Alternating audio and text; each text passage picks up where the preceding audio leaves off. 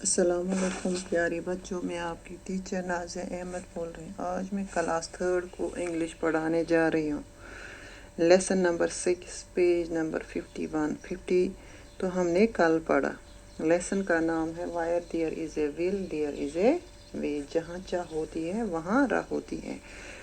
Page number 50 ہم نے کل پڑھا، آج ہم پیج نمبر 51 پڑھیں گے۔ چلو بچوں شروع کرتے ہیں۔ He missed his school, his class, his books and friends. جو یہ بچہ تھا اب یہ کہاں پہ کام کر رہا تھا؟ ایک ڈینٹر شاپ پہ، جہاں وہ گاڑیوں کو دھوتا تھا اور اپنے ماسٹر کے لیے چائے بناتا تھا۔ اب دھیرے دھیرے اس کا جو ماسٹر تھا وہ اس کو میکینک سکل میں ٹرین کرنا شروع کر رہا تھا۔ کون؟ وہ ڈینٹر شاپ پہ جہاں پہ تھا۔ He missed his school, his class, his books and friends.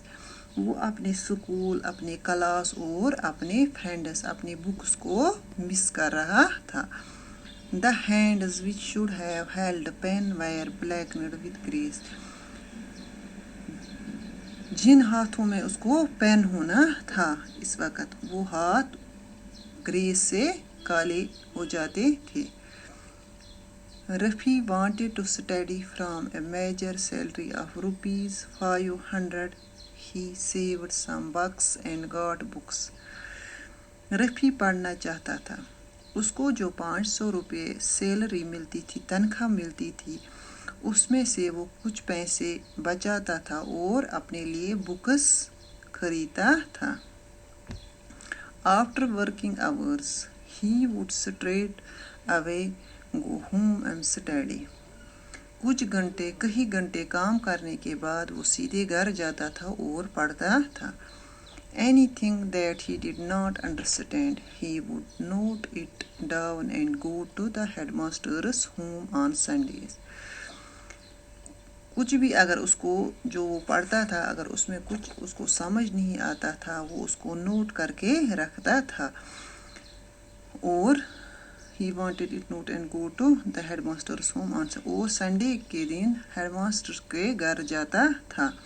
The headmaster sensing his passion to study could do nothing but help him. Head master جو اس کو سمجھ میں آ گیا، ہیڈ ماسٹر جو تھا اس کو سمجھ میں آ گیا کہ یہ بچہ پڑھنا چاہتا ہے، اس کو بہت شوق ہے، وہ اس کے لیے کچھ نہیں کرتا لیکن اس کو پڑھنے میں مدد کیا کرتا تھا۔ اس سے رفیع کو ہمت ملتی تھی۔ The headmaster enrolled him in class 10th and somehow he managed to pass his 10th class exams. Head master جو تھا اس نے اس کا 10th میں ایڈمیشن کروایا، کس کا؟ اس بچے کا، رفیع کا، اور ایسے ویسے کر کے رفیع نے 10th پاس کیا۔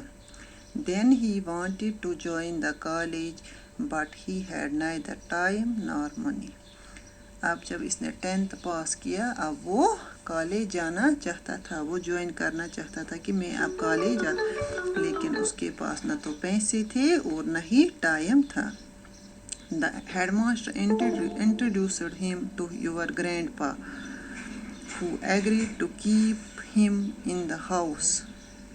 جو ہیڈ ماسٹر تھا اس نے اس رفیع کو آپ کے دادا سے ملوایا اور انہوں نے اسے اپنے گھر میں رکھا۔ Rafi would do all the household chores during the day and study at night.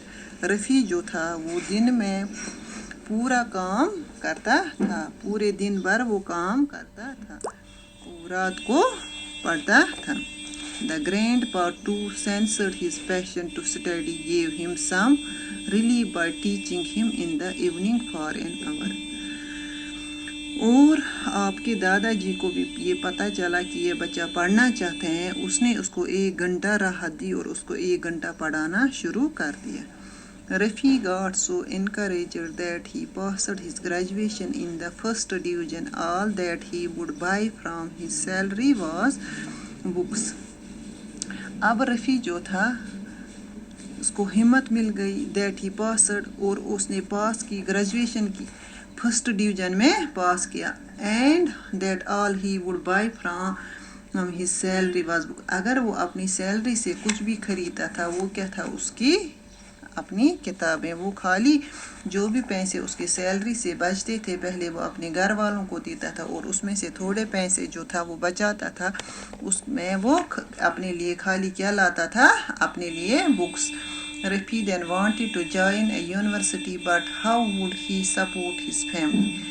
अब रफ़ी यूनिवर्सिटी ज्वाइन करना चाहता था. वो बोलता था कि अब मैं यूनिवर्सिटी जाऊंगा पढ़ने के लिए, लेकिन वो अपनी फैमिली को कैसे सपोर्ट करता, क्योंकि फैमिली जो उसकी थी वो उसी से चलती थी. वो जो कमाता था उसी से वो अपनी फैमिली को चलाता था.